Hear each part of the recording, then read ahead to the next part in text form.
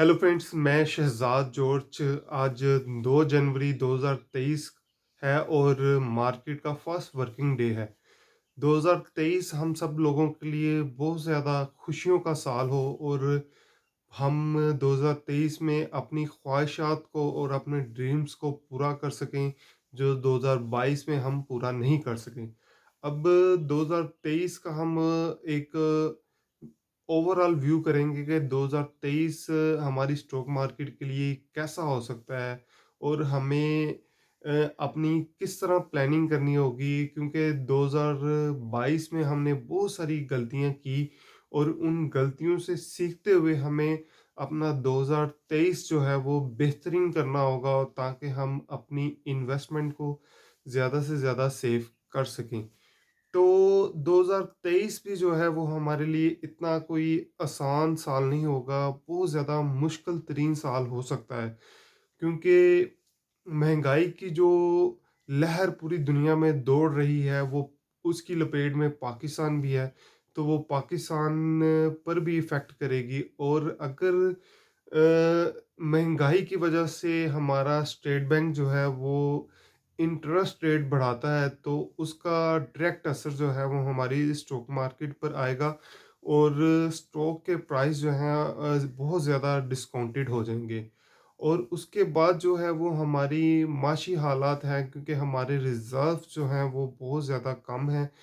तो उसके लिए जो हमारी गवर्नमेंट को चाहिए कि वो अपनी एक्सपोर्ट को ज़्यादा से ज़्यादा करे और इंपोर्ट को कम कम करने की कोशिश करें, ताकि ज़र मुबादला जो है वो पाकिस्तान में ज़्यादा से ज़्यादा आ सके और जिसकी वजह से हमारी माशी हालात जो है वो बेहतर हो सके। अगर हमारी एक्सपोर्ट इंक्रीज़ होती है टेक्सटाइल सेक्टर में या फिर आईटी सेक्टर में, तो उसका हमें आने वाले दिनों में जो है हमारी स्टॉक मार्केट पे एक मुस्बत असर पड़ सकता है।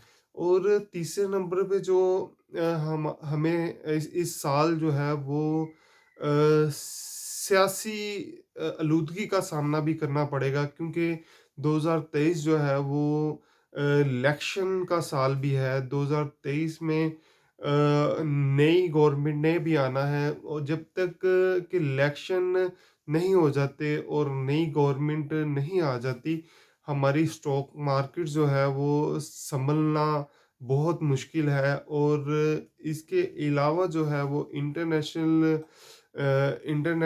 के जो इंटरनेशनल के हालात हैं, उसमें से भी जो है कोई इवेंट आ सकता है और वो भी हमारी स्टॉक मार्केट को इफ़ेक्ट कर सकता है।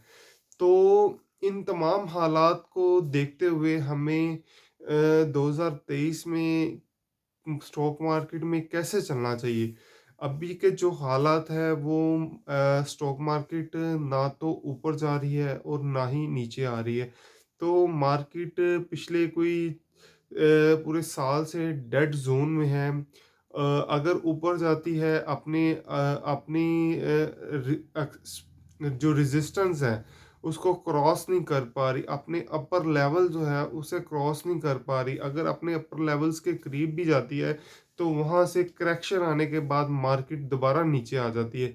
तो हम ये कह सकते हैं कि हमारी मार्केट जो है वो डेड ज़ोन में काम कर रही है, ना ऊपर जा रही है, ना नीचे आ रही है। और अगर ऊपर जाती है तो ऊपर से करेक्शन आती है। तो इन हालात में हमें हमारी स्ट्रैटेजी, हमारा तरीकाकार क्या होना चाहिए कि हमें किस तरह इन्वेस्टमेंट करनी होगी, ताकि हम अपनी सरमायाकारी को ज़्यादा से ज़्यादा सेव कर सकें। इन हालात में हमें डिफेंसिव डिफेंसिव और डिविडेंड बेस्ड स्टॉक्स को जो है वो सिर्फ उन पे ही यकीन करना चाहिए, ख़ास तौर पे। और किसी नए स्टॉक्स में हमें नहीं चाहिए कि हम सरमायाकारी करें, क्योंकि ऐसा घोड़ा जिसकी रेस हमने ऑलरेडी देखी हो, उस पे ही हमें जो है वो सरमायाकारी करनी चाहिए। तो हमें डिविडेंड और डिफेंसिव स्टॉक्स में ही सरमायाकारी करनी चाहिए। और जैसे बहुत सारे डिविडेंड पेइंग और डिफेंसिव स्टॉक जो है वो हमें सस्ते मिल रहे हैं, हमें आस्ता आस्ता जो है उनमें अपनी पोजीशंस लेनी चाहिए। क्योंकि अगर हमें कम से कम 1 साल और ज़्यादा से ज़्यादा 3 से 5 साल के लिए इन्वेस्टमेंट करनी चाहिए।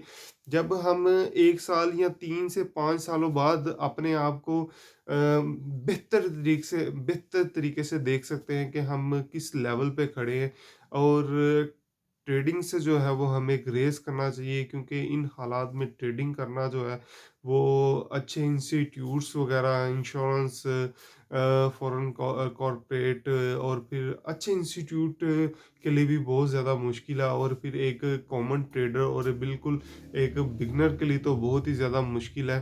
तो मगर इन हालात में भी हमें जो है ना वो हाल मार्केट के इन हालात को भी जीना होगा। अगर हम इन हालात को जी के और आने वाले दिनों में हम ज़िंदा रह गए मार्केट में, अगर आने वाले दिनों में हम मार्केट में हुए, तो फिर हम अच्छा पैसा कमा सकते हैं।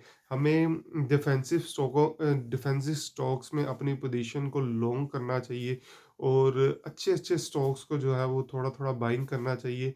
जब हम आने वाले 3 साल या 3 सालों में अपने आप को एग्ज़ैक्ट देखेंगे कि हमें किसी स्टॉक्स में कोई 2 गुना, कोई 100 गुना रिटर्न है, कोई 200 गुना रिटर्न है, या कोई 300 गुना तक भी रिटर्न स्टॉक हमें दे के जा सकता है। अगर एग्ज़ाम्पल है कि वो सिंपल सी बात है कि अगर कोई शेयर्स हमें जो है वो नहीं भी देकर जाता, तो हमारी जो इन सरमायाकारी है वो डिफेंसिव और डिविडेंड पेइंग स्टॉक्स में है। तो बहुत सारे अच्छे-अच्छे स्टॉक्स हैं जो 15 से 20% के दरमियान डिविडेंड देते हैं। तो अगर 3 सालों बाद भी हम अपनी सरमायाकारी देखेंगे, तो 50 से 60% के करीब जो है वो हमें ऑलरेडी रिटर्न जो है वो हमारे उन स्टॉक्स ने जो है वो दे दिया होगा।